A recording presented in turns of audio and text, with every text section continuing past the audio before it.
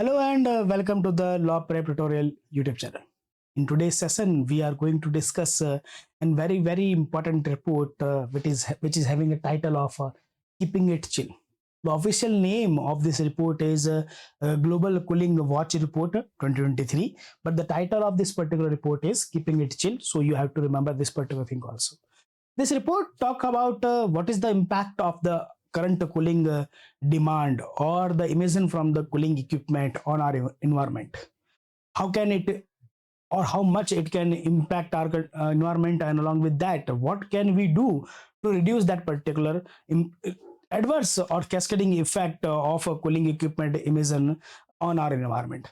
This report is talking all about this thing in this particular important cooling watch report 2023. So I hope that all the important initiative of COP28 which we have covered in the different session is clear to you, and now we are covering one more important topic or report or initiative of this particular COP28 that is having a title of Keeping It Chill. So let's start with today's session. आपको इसका PDF हमारे Telegram channel पर मिल जाएगा and Telegram channel का link आपको description में available है, तो आप इजीली उसको वहां से डाउनलोड कर सकते हैं. कमेंट सेक्शन में भी टेलीग्राम चैनल का लिंक आपको अवेलेबल हो जाएगा, तो आपको ज़्यादा प्रॉब्लम नहीं आएगी. आप अकॉर्डिंगली अपने नोट्स बना सकते हैं. सेशन को अपने सभी फ्रेंड्स के साथ एक बार शेयर कर देंगे ताकि वो भी हमारे साथ में कनेक्ट हो जाए और इस पर्टिकुलर इंपॉर्टेंट रिपोर्ट के फाइंडिंग्स को और की सॉल्यूशंस को नोट डाउन कर सके. That is very important for CLAT 2025. Okay, and channel को सब्सक्राइब करना ना भूलें ताकि सारी इंपॉर्टेंट सेशंस की अपडेट आप तक मिलती रहे. सो फर्स्ट ऑफ ऑल, जो एग्जामिनर हमसे क्वेश्चन फ्रेम कर सकता है, what is the title of global cooling watch report 2023? तो कीपिंग इट चिल, ये आपको याद रखना होगा. How to meet cooling demand and while cutting emission. तो ये चीज हमको टाइटल याद होना चाहिए because such kind of question can be there. Like अगर किसी पर्टिकुलर समिट की थीम हमसे पूछ लें तब भी एग्जामिनर इस तरह के क्वेश्चन फ्रेम करता है. तो सिमिलरली इस रिपोर्ट का टाइटल क्या था ये भी हमको याद रखना है. तो कीपिंग इट चिल इसका टाइटल है. बाकी अगर बाई चांसली आपको याद नहीं रहे तो भी आप इजीली हमारा कवर अप कर लेंगे. एग्जामिनर इतने टफ ऑप्शन नहीं बनाएगा कि आप उसमें कंफ्यूज हो जाए हमारा. Clear? Now first of all let's talk about the report itself. ये रिपोर्ट कौन पब्लिश करता है और ये रिपोर्ट कब से पब्लिश हो रहा है, और मेजरली इस रिपोर्ट को पब्लिश करने वाली जो ऑर्गेनाइजेशन है उसका क्या रोल है और वो किस चीज से या किस फील्ड से रिलेट करती है. तो global cooling watch report is a product of UNEP's cool coalition. UNEP एक ऑर्गेनाइजेशन है, यूनाइटेड नेशन एनवायरमेंट प्रोग्राम. ये 1972 में एस्टैब्लिश हुई थी. बेसिकली एक टाइप ऑफ थिंक टैंक है जो कि गवर्नमेंट को हमारा क्या करता है, different kind of regulations initiative जो कि एनवायरनमेंट पर होने वाले हमारे जो एडवर्स इंपैक्ट्स है ग्लोबल क्लाइमेट चेंज के थ्रू उसको कैसे रिड्यूस कर सके, उसके लिए हमारा अलग अलग initiative and rules and regulations को आइडिया देता है. तो सर हम ये कह सकते हैं कि ग्लोबल थिंक टैंक है हमारा. इसका हेडक्वार्टर कहाँ है? तो नैरोबी कीनिया के अंदर है. तो इस ऑर्गेनाइजेशन का एक इनिशिएटिव या एक हमारा सब ऑर्गेनाइजेशन वर्क करती है जिसका नाम है कूल कोलिजन. 2019 में इसको एस्टैब्लिश किया था कूल कोलिजन को. 130 गवर्नमेंट्स और 130 हमारी कंट्री जिसके साथ मिलकर वर्क करती है. और ये बेसिकली कूल कोलिजन जो है हमारा वो एक इस टाइप का नेटवर्क है यार, इन कंट्रीज का नेटवर्क है जिसमें डिफरेंट ऑर्गेनाइजेशन इस बात पे बात करेगी कि कैसे हमारे कूलिंग डिमांड को जो प्रेजेंट में है उसको अचीव करें, उसको मेंटेन रखते हुए हम एफिशिएंट और क्लाइमेट फ्रेंडली कूलिंग इक्विपमेंट को प्रोड्यूस कर सकते हैं. ये बेसिक आइडिया है हमारा और फील्ड ऑफ वर्क है हमारी इस कूल कोलिजन की. और फिर यही हमारा बताती है ओवरऑल कि कूलिंग इक्विपमेंट के थ्रू जो इमिशन हो रहा है वो किस लेवल पर हो रहा है, उसका क्या एडवर्स इंपैक्ट आ सकता है और पॉसिबल सॉल्यूशंस हमारे क्या हो सकते हैं. क्लियर? ये थिंक हमसे एग्जामिनर पूछ सकता है. तो याद रखना है ग्लोबल हमारा कूलिंग वॉच रिपोर्ट किसका प्रोडक्ट है. तो एग्जामिनर यूएनईपी भी ऑप्शन में दे सकता है और यूएनईपी की सब ऑर्गेनाइजेशन कूल कोलिजन को भी ऑप्शन में दे सकता है. क्लियर? फिर ये हमारा पार्ट जो रिलेटेड रहेगा यूएनईपी से, इसमें भी क्वेश्चन फ्रेम हो सकते हैं. लाइक ये इसका हेडक्वार्टर कहाँ है या फिर इसको कब फॉर्म किया या इसका वर्क क्या है, ये चीजें भी हमको एग्जामिनर एग्जाम में पूछ सकता है. रही बात कूल कोलिजन की, तो कूल कोलिजन के रिगार्डिंग भी इंपॉर्टेंट पॉइंट मैंने वैसे एक्सप्लेन कर दिया है, बट यहाँ पर मैंने ओवरऑल पॉइंट्स को मेंशन भी कर दिया है कि कूल कोलिजन क्या है. तो एक बार उसको देख लेते हैं, फिर रिपोर्ट की फाइंडिंग्स के बारे में हमारा बात करेंगे कि इस कूल कोलिजन नाम के इनिशिएटिव की स्टार्टिंग हमारा क्यों की. एक्चुअल में वर्ल्ड में ऑलरेडी दो टाइप ऑफ हमारे एग्रीमेंट जो कि इन्वायरमेंट को प्रोटेक्ट करने के लिए वर्क करते हैं, मेजर हमारे एग्रीमेंट वो ऑलरेडी एग्जिस्ट करते हैं। फर्स्ट ऑफ ऑल हमारा 2030 agenda for the SDGs, Sustainable Development Goal, and Paris Agreement, which is talking about achieving 1.5 degree centigrade average temperature increase with respect to the pre-industrial era. So इन दोनों के targets को कैसे एक दूसरे के लिए for one another हम utilise कर सकते हैं, कि ऐसे इसमें क्या पॉइंट्स हमारे हो सकते हैं जो इस टारगेट को अचीव करने में हेल्प करे, और इसमें ऐसे क्या पॉइंट हो सकते हैं जिसमें इसके टारगेट को अचीव करने में हेल्प करे। ऐसी एक मीटिंग होती है हमारी 2019 में, कहां पर, डेनमार्क के अंदर, हमारा कोपेनहेगन के अंदर, जिसका नेम जो है ऑफिशियल नेम हमारा वो फर्स्ट ग्लोबल कॉन्फ्रेंस और synergy between the 2030 agenda and Paris agreement. लंबा चौड़ा नाम है बट आपको याद करना होगा। First global conference on synergy between the COP20 Paris agreement and 2030 agenda कहाँ हुआ था, डेनमार्क में। वहीं ये आइडिया आया था कि इस सिनर्जी को अचीव करने के लिए कूल कॉलिजन नाम का एक पर्टिकुलर इनिशिएटिव हम क्या करेंगे, फ्रेम करेंगे, रन करेंगे, और वो इनिशिएटिव में लोगों के लिविंग स्टैंडर्ड को तो इंक्रीज करेंगे ही करेंगे, जो कि पार्ट है हमारा 2030 के एजेंडा का। बट पेरिस एग्रीमेंट का जो टारगेट है कि ओवरऑल ग्लोबल हमारा जो टेम्परेचर इंक्रीज है वो 1.5 डिग्री सेंटीग्रेड है, इसको भी मेंटेन करना जरूरी है। तो लोगों का लिविंग स्टैंडर्ड और साथ साथ में एनवायरमेंट का प्रोटेक्शन, इसको कैसे सिनर्जी बना के रखे दोनों के अंदर, इस आइडिया के साथ UNEP ने कूल कॉलिजन को लॉन्च किया था। क्लियर, इंडिया भी इस कूल कॉलिजन का पार्ट है, तो ये आपको याद रखना है। लेकिन कूलिंग प्लेज जो हमने कुछ दिन पहले कवर अप किया था, ग्लोबल कूलिंग प्लेज, उसका पार्ट इंडिया नहीं है। तो कंफ्यूज नहीं होना है कि sir cool coalition cooling pledge confuse हो गया और इधर का उधर फैक्ट कर दिया। तो कूल कॉलिजन का पार्ट इंडिया है, बट ग्लोबल कूलिंग प्लेज जो COP28 में हमारा 64 कंट्रीज ने लिया है, उसका पार्ट इंडिया बिल्कुल नहीं है ना। नेक्स्ट पार्ट आता है, ये कूल कॉलिजन किस तरह से ये इंश्योर करता है कि प्रेजेंट पर्टिकुलर हमारी जो रिक्वायरमेंट है वो भी पूरी हो जाए और साथ साथ के अंदर हमारा इमिशन को भी रिड्यूस कर ले। तो थ्री इंपॉर्टेंट कोर एरियाज है जिससे पॉसिबली हमारा ये सॉल्यूशन प्रोवाइड करता है। First one is passive cooling. Passive cooling क्या होता है कि सर इस तरह के मेजर्स को यूटिलाइज करो जिसके थ्रू आपकी जो मैकेनिकल कूलिंग की रिक्वायरमेंट है, यानी कि AC और फ्रिज की जो रिक्वायरमेंट है, मेजरली AC, उसकी नीड ही आपको कम हो जाए। AC का यूटिलाइजेशन हम तब करेंगे जब जिस रूम में हम बैठे हैं वहां का टेम्परेचर काफी ज्यादा हायर है, मतलब रूम में ही 26 डिग्री 28 डिग्री हमारा चल रहा है, फिर हमको तो जो है स्वेट पसीना पसीना आ रहा है, वो वाली सिचुएशन हमारे लिए हो गई है। तो ऑब्वियसली उस सिचुएशन में हमको AC की रिक्वायरमेंट रहेगी। लेकिन आपका रूम या आपका कंप्लीट हाउस या आपकी कंप्लीट बिल्डिंग, ऑफिस बिल्डिंग ऐसे डिजाइन होती है कि जो इनर टेम्परेचर है हमारा वो ऑन एवरेज 24 तक मेंटेन हो जाता। तो आपको ज्यादा कूलिंग की रिक्वायरमेंट नहीं होती, क्योंकि 24 is like a thermal comfort temperature, आपको ज्यादा प्रॉब्लम नहीं होगी। अगर रिक्वायरमेंट है भी तो आप एक लो टेम्परेचर पर अराउंड इसको इजीली चला सकते हो, ज्यादा कूलिंग की रिक्वायरमेंट नहीं है। उसके लिए आप क्या कर सकते हो, ग्रीन रूफ बना सकते हो, प्रॉपर वेंटिलेशन कर सकते हो, शेडिंग का यूज कर सकते हो, ऐसे पर्टिकुलर मटेरियल्स को यूज कर सकते हो जिसके थ्रू हमारा जो हीट ऑब्जर्वेंट कैपेसिटी जो है ओवरऑल वो क्या हो जाए, रिड्यूस हो जाए, ताकि अंदर का जो हमारा टेम्परेचर है वो मेंटेन रहे।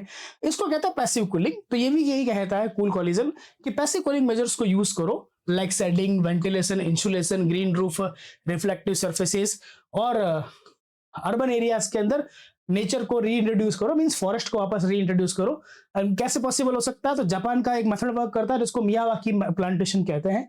मियावाकी प्लांटेशन बेसिकली एक स्मॉल हमारा अर्बन फॉरेस्ट समझ लो, बहुत बड़ा नहीं होता, किलोमीटर्स लॉन्ग नहीं होता, एक मान लो आपका रूम ही हो गया ओनली इतना सा, वहां पर आपने अलग अलग वैरायटी ऑफ प्लांट्स लगा दिए, अलग अलग हाइट्स के प्लांट लगा दिए। उस सिचुएशन के अंदर आपने क्या कर दिया, थोड़ा शेडिंग का भी काम कर दिया, थोड़ा गार्डनिंग वाला पार्ट भी कर दिया, तो वहां आप इजीली बैठ करके थोड़ा रिलैक्सेशन वाला काम कर सकते हैं। तो जो इम्पैक्ट रहेगा उस पर्टिकुलर एरिया के अंदर हीट का वो थोड़ा कम रहेगा। अब ऐसा घर में नहीं बनाना है, एक एग्जांपल है ओनली, बट छोटे से पर्टिकुलर लैंड के ऊपर आप डिफरेंट वैरायटी वाले अगर प्लांटेशन कर देते हो तो उस सिचुएशन के अंदर एक स्मॉल फॉरेस्ट आप बना सकते हो, जिसको मियावाकी प्लांटेशन कहते हैं। ये जापान की एक टेक्निक है, इंडिया में भी कई सारी इंडस्ट्रीज ने इस तरह की चीज करने की कोशिश की है। तो ये उसी के बारे में बात करता है कि इस तरह की थिंग्स अगर अडॉप्ट करते हो तो आपकी एक्चुअल में जो मैकेनिकल कूलिंग है उसकी नीड कम हो जाएगी। अब जब एसी की नीड ही कम हो गई तो ऑब्वियसली बात है आपने एनर्जी सेव कर ली और एमिशन को भी रिड्यूस कर दिया, क्योंकि एसी रन करने के लिए चाहिए इलेक्ट्रिसिटी। आपने कहा मेरे को नीड ही नहीं है, पहले आप 4 आवर्स तक उसको रन करते थे, अब आप 2 आवर्स तक कर रहे हैं, तो ऑब्वियसली एनर्जी सेव हो गया जो कि इलेक्ट्रिसिटी को उस एसी को रन करने के लिए चाहिए था। और दूसरा पर्टिकुलर पार्ट, अगर 4 आवर्स चलता तो एमिशन ज्यादा होता, बट आपने 2 आवर्स से रन किया तो फिर एमिशन भी हमारा रिड्यूस हो गया। तो पैसिव कूलिंग हमको करनी चाहिए, ऐसा ग्लोबल हमारा ये ओवरऑल कूलिंग वॉच रिपोर्ट के अंदर कूल कोलिजन का आइडिया रहता है। नेक्स्ट पार्ट इसने बात की है higher energy efficiency standard and norms for cooling equipment. आपने कई बार देखा होगा, कभी कोई इक्विपमेंट अगर आप परचेज किया लाइक फ्रिज और एसी एंड ऑल, जो कि कूलिंग इक्विपमेंट है हमारा, उसमें स्टार रेटिंग होती है, 3 स्टार रेटिंग। आजकल 3 स्टार रेटिंग आती है, एक टाइम था जब 5 स्टार रेटिंग भी आया करती थी। तो ये स्टार रेटिंग डिनोट करती है कि आपका पर्टिकुलर जो इक्विपमेंट है वो कितनी एनर्जी को यूज करेगा और कितना एफिशिएंट है हमारा। लेस एनर्जी के अंदर अच्छी एफिशिएंसी दे सकता है, या फिर उसको एफिशिएंसी अच्छी देने के लिए एनर्जी भी अच्छी चाहिए। तो ये कहता है कि आप ऐसे पर्टिकुलर हमारे इक्विपमेंट बनाओ जो कि हायर एनर्जी एफिशिएंसी वाले हो, कम पर्टिकुलर इलेक्ट्रिसिटी की कंजप्शन के साथ में आपकी उस रिक्वायरमेंट को पूरा कर सके। लाइक आपने एलईडी देखा होगा प्रेजेंट टाइम पीरियड के अंदर, तो वो हमारे जो लैम्प्स है या ट्यूबलाइट्स है उनका रिप्लेसमेंट है। क्यों? क्योंकि वो एनर्जी लेस कंज्यूम करेंगे और आपकी जो रिक्वायरमेंट है वो जो ट्यूबलाइट के थ्रू आपको वो 20 वॉट का या 40 वॉट का ट्यूबलाइट चाहिए, जो स्पेस में ज्यादा हमारा गेन करेगा, अमाउंट में भी ज्यादा होगा, एनर्जी में ज्यादा यूज करेगा, वो एक छोटे से पर्टिकुलर एलईडी बल्ब से हमारा काम चल सकता है। तो ऐसे हमारे क्या करने, हायर एनर्जी स्टैंडर्ड्स बनाने जो कि उस इक्विपमेंट को मैन्युफैक्चर करने के लिए हमारा रिक्वायर रहेंगे, एंड ऐसे नॉर्म सेट करना जो कि हर एक कंपनी जो भी एसी या फ्रिज वगैरह बना रही है उसको फॉलो करेगी। एंड नेक्स्ट पार्ट है faster phase down of HFC refrigerant then under the Kigali amendment. Kigali amendment जो है 2016 में हुआ था, जिसमें बेसिकली टारगेट हमारा ये था कि हमको जो एचएफसीज है उसके यूज को कम करना है by 80 to 85% by 2047। Montreal protocol नाम का एक प्रोटोकॉल वर्क करता है, जिसका मेन हमारा इनिशिएटिव था या जो मेन एम था वो ओजोन लेयर को डिप्लीट करने वाले सब्सटेंसेस के यूज को रिड्यूस फिर एलिमिनेट करना था। फिर उस मॉन्ट्रियल प्रोटोकॉल के अंदर हमने एक अमेंडमेंट किया 2016 में, जिसको हम कहते हैं किगाली अमेंडमेंट। किगाली नाम के प्लेस पे हुआ था इसीलिए किगाली अमेंडमेंट। और हमने उस टारगेट को चेंज किया और हमने कहा कि एचएफसीज के यूज को और प्रोडक्शन को हमको 80 to 85% कम करना पड़ेगा बाय 2047। तो इसमें कूल कोलिजन ये कहता है कि सर आपको फास्टर फेज डाउन करना पड़ेगा, जो आपने यहाँ टारगेट रखा है 2047 तक का कि इतना हम कर लेंगे इस पार्ट तक, इस ईयर को चेंज करो और कम करो ताकि उस टारगेट को अचीव, उसके जो एडवर्स इफेक्ट है कूलिंग के उसको रिड्यूस कर सके। ओवरऑल इन 3 पर्टिकुलर एरियाज पर ये कूल कोलिजन फोकस करता है और कूलिंग वॉच रिपोर्ट में इन्हीं 3 कोर एरियाज के ऊपर ओवरऑल रिपोर्ट हमारा पब्लिश हुई है। तो देख लेते हैं अब नेक्स्ट पर्टिकुलर पार्ट की इस रिपोर्ट के की हाईलाइट्स क्या है, इस रिपोर्ट में क्या ऐसे पॉइंट हाईलाइट किए जो कि बता रहा है कि हमको कहां वर्क करना होगा और क्यों इतना बहुत ज्यादा इंपॉर्टेंट है कूलिंग इमिशन को रिड्यूस करना। तो फर्स्ट पॉइंट ये बात करता है कूलिंग इक्विपमेंट सिनेरियो की। ये कहता है कि कूलिंग इक्विपमेंट प्रेजेंटली हमारा जो टोटल इलेक्ट्रिसिटी को कंज्यूम कर रहा है वो टोटल इलेक्ट्रिसिटी का 20% है। इट मींस 1/5 ये कंज्यूम कर रहा है। जितनी इलेक्ट्रिसिटी हम प्रोड्यूस करते हैं ओवरऑल ग्लोबली, उसका 1/5 पार्ट हमारा यानी कि 20% पार्ट ओनली कूलिंग इक्विपमेंट की नीड को पूरा करने के लिए चला जाता है, मीन एसी एंड फ्रिज के लिए चला जाता है। बट आगे वो एक और बात हाईलाइट कर रहा है कि ये जो आपकी एनर्जी डिमांड है ये मोर देन डबल हो जाएगी। यानी कि अभी अगर हमारा ये 20% है तो ऑब्वियसली मान के चलो अराउंड 40% और मोर देन 40% हो जाएगा बाय 2050। यानी कि आपका टोटल इलेक्ट्रिसिटी का ऑलमोस्ट 40% या यू कह दे मोर देन 40% आपका कहा जाएगा सिर्फ कूलिंग इक्विपमेंट की डिमांड को कंप्लीट करने जाएगा। यानी कि कूलिंग इक्विपमेंट के नंबर्स बढ़ने वाले हैं। अब जब आप नंबर्स को इंक्रीज करोगे तो ऑब्वियसली हमारा इमिशन भी इंक्रीज होगा। तो आगे वो बात इसी रिलेटेड करता है कि जो ग्लोबल इंस्टॉल कैपेसिटी है यानी कि जितने एसी और फ्रिज अभी लग रखे हैं और the cooling equipment is expected to triple by 2050।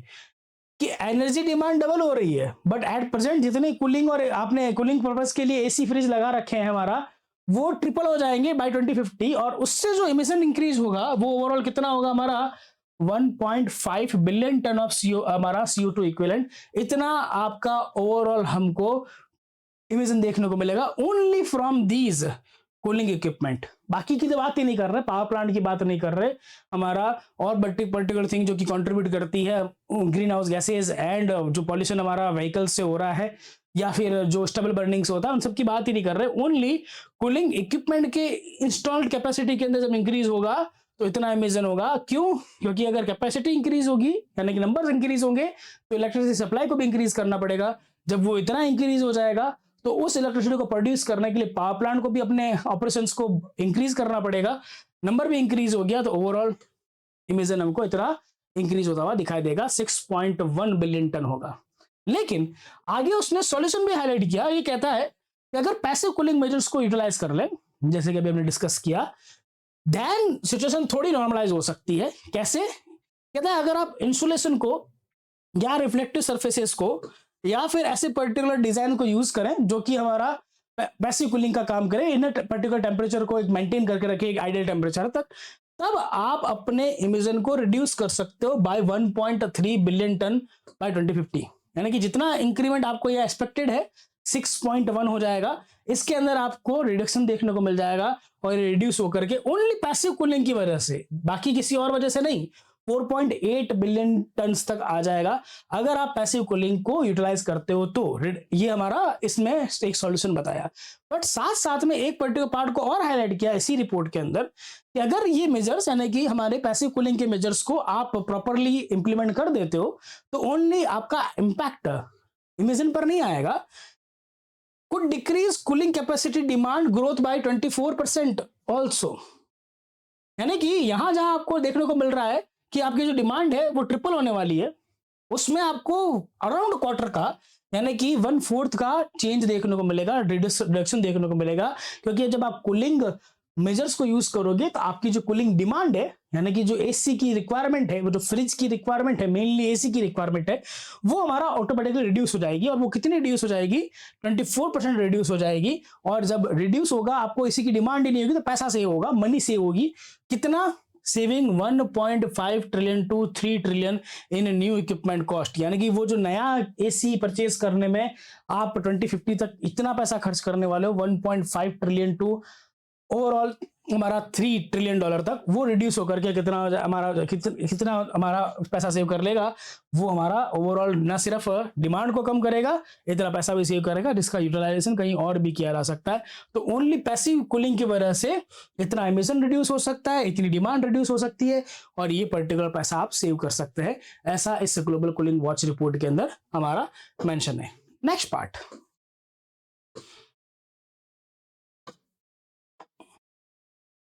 Reducing green house gas emission from the cooling. ये कह रहा है ओवरऑल कि 2022 में ग्रीन हाउस गैस इमिशन जो ओनली हमारा कूलिंग इक्विपमेंट के थ्रू हुआ वो कितना था? 4.1 बिलियन टन इतना था हमारा 2022 के अंदर। और अब हमारा अगर हम एनर्जी इंप्रूवमेंट एफिशिएंसी इंप्रूवमेंट करें या हाई एफिशिएंसी वाले हमारे इक्विपमेंट्स को यूटिलाइज करें तो उस सिचुएशन के अंदर along with the passive cooling plus high energy वाले एफिशिएंट कूलिंग इक्विपमेंट को यूटिलाइज कर ले तो इलेक्ट्रिसिटी यूज बिलो 2022 के लेवल्स तक चले जाएंगे। इट मींस अभी एक पॉइंट हमने यहां कवर अप किया रिसेंटली, जो एनर्जी की रिक्वायरमेंट है आपका ओवरऑल कूलिंग इक्विपमेंट की, वो टोटल इलेक्ट्रिसिटी का 20% है और मोर देन डबल होने वाला है बाय 2050।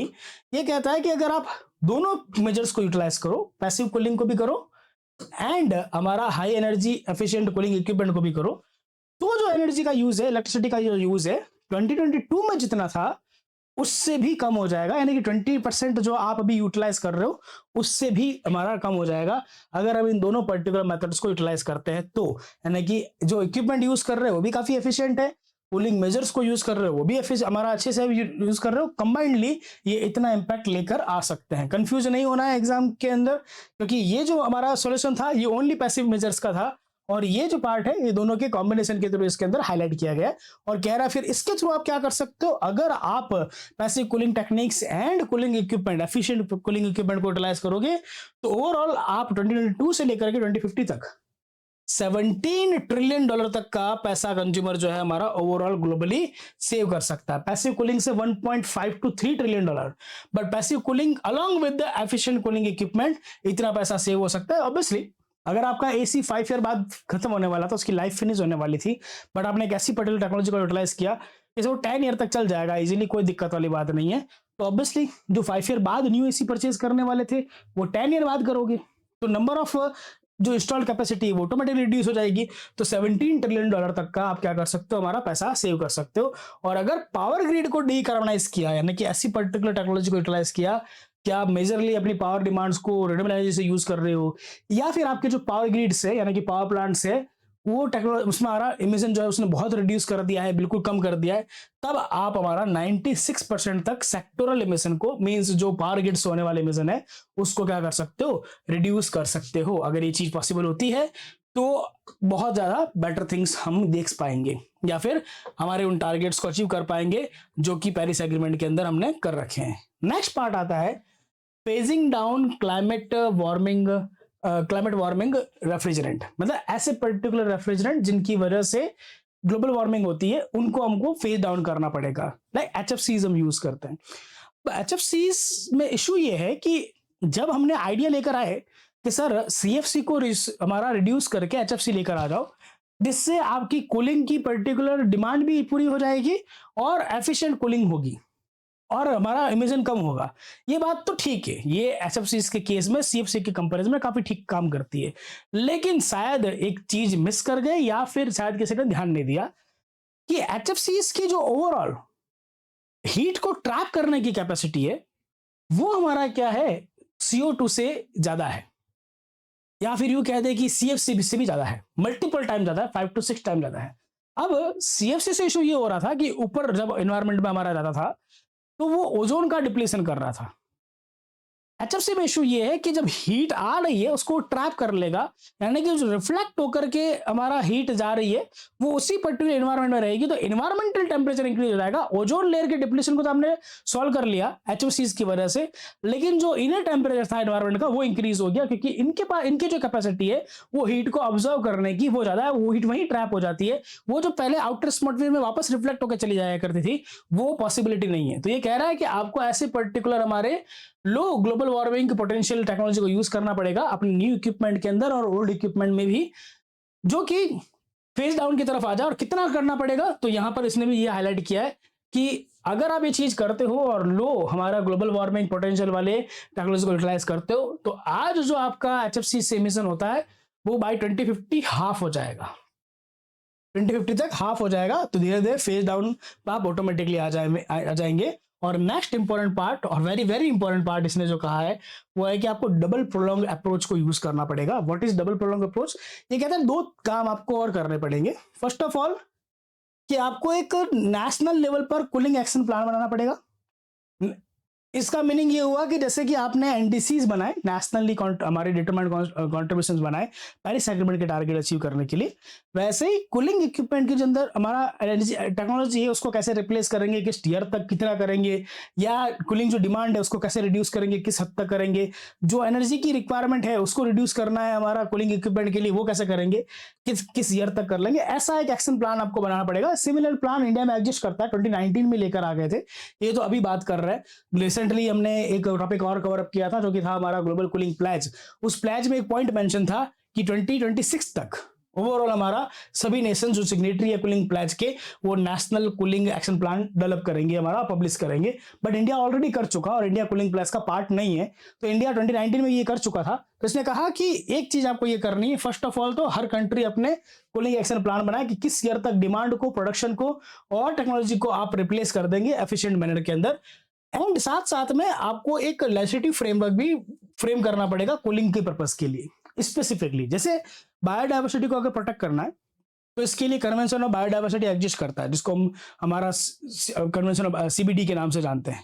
या फिर रिसेंटली COP की बात करें तो क्लाइमेट एक्शन चेंज का ये जो हमारा एक्शन प्लेटफॉर्म है जो अभी रिसेंटली हुआ, अभी COP28 का इनिशिएटिव जो रन कर रहा है, ये ओनली क्लाइमेट चेंज की बात करता है। वैसे ही जो डेजर्टिफिकेशन होता है, यानी कि डेजर्ट का जिस तरह से कंटिन्यूसली एक्सटेंशन हो रहा है, लैंड हमारा जैसे डिग्रेड हो रही है, उसको रिड्यूस कैसे करें, तो उसके लिए भी एक अलग से कन्वेंशन ऑन डेजर्टिफिकेशन एग्जिस्ट करता है हमारा। तो ये उसी तरह के कन्वेंशन की बात कर रहा है कि कूलिंग एक अपने आप में एक अलग इम्पैक्ट रखती है। इस वजह से उसके लिए एक अलग से हमारा क्या करो, लीगल फ्रेमवर्क एक डील लेकर आओ। जैसे पेरिस एग्रीमेंट के लिए आप लेकर आए हमारा सीओपी 2021 के अंदर, सीओपी 21 के अंदर, 2015 के अंडर कि 1.5 डिग्री सेंटीग्रेड आपको अचीव करना पड़ेगा।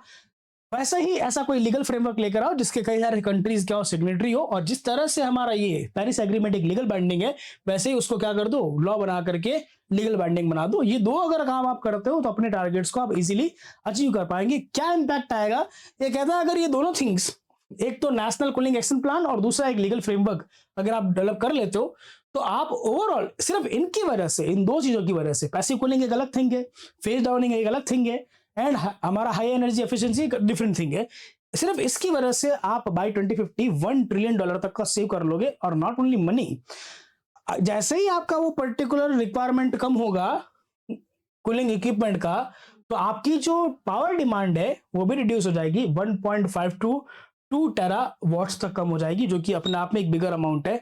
और ओवरऑल आप उसकी वजह से क्या कर पाओगे, जब आपकी एनर्जी की रिक्वायरमेंट कम हो गई, पैसा आपने सेव जो किया वो सिर्फ कूलिंग डिमांड यानी कि एसी की रिक्वायरमेंट कम होने से किया, बट एसी की रिक्वायरमेंट कम होने से जो आपकी कूलिंग की पावर रिक्वायरमेंट थी, इलेक्ट्रिसिटी की रिक्वायरमेंट थी, वो रिड्यूस होगी।